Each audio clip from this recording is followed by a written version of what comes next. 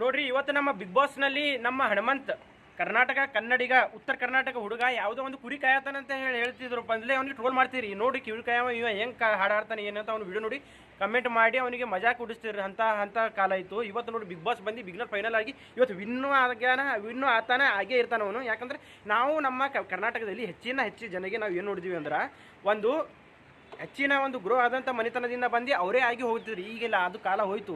ಈಗ ನಾವು ಜೀರೋನಿಂದ ಯಾವುದೋ ಬಡತನದ ಮನೆಯಿಂದ ಬಂದು ಎಲ್ಲ ಹುಡುಗರಿಗೆ ನಾವು ಮುಂದೆ ಯಾವ ವರಿಸಬೇಕು ಅವರಿಗೆ ನಾವು ಹೆಚ್ಚಿಗೆ ಮಹತ್ವ ಕೊಡ್ತಿದ್ದೀವಿ. ಯಾಕಂದರೆ ಈಗ ಕಾಲ ಅವಾಗ ಏನಂತಿದ್ರು, ಈ ಮನೆ ಸಣ್ಣವರಿದ್ದಾರೆ ಯಾವುದೋ ಒಂದು ನೆಪೋಟಿಸಮ್ ಹೆಚ್ಚಿಗೆ ನಡೀತೀವಿ. ಅದು ಬಾಲಿವುಡ್ ಆಗಲಿ ಅಥವಾ ಟಾಲಿವುಡ್ ಆಗಲಿ ನಮ್ಮ ಕರ್ನಾಟಕ ಸ್ಯಾಂಡಲ್ವುಡ್ನಲ್ಲಿ ಆಗಲಿ ಯಾವುದೇ ತಲೆ ಆಗಲಿ ಅದು ಆಗ್ತದೆ. ಈಗ ಹಾಗಿಲ್ಲ. ಈಗ ನಮ್ಮ ಕರ್ನಾಟಕದ ಸಿನಿಮಾಸ್ಗಳಲ್ಲಿ ಮತ್ತು ಸಿನಿಮಾಗಳಲ್ಲಿ ನಾವು ಬರ್ತೀವಿ, ನಾವೇ ಬಂದೇ ಇರ್ತೀವಿ. ಮತ್ತು ಜೀರೋನಿಂದ ಯಾವ ನಮ್ಮ ಬಡತನ ಮನೆಯಿಂದ ನಮ್ಮ ಒಂದು ಸಣ್ಣ ಕೀಳದಿಂದನೇ ಮ್ಯಾಗ ಒರೆಯುತ್ತಿದ್ದರು ಅಂತ. ಮತ್ತು ನಮ್ಮ ಕರ್ನಾಟಕ ಜನರು ಇದೇ ಸಪೋರ್ಟ್ ಹೆಚ್ಚಿಗೆ ಮಾಡುತ್ತಿದ್ದಾರೆ. ಇದೇ ಮಾಡ್ತೀವಿ, ಇದೇ ಬರ್ತಾರೆ. ನಮ್ಮ ಹನುಮಂತನಿಗೆ ನಮ್ಮ ಸಪೋರ್ಟು ಮತ್ತು ನಮ್ಮ ಓಟ್ನೂ ಇರ್ತದೆ.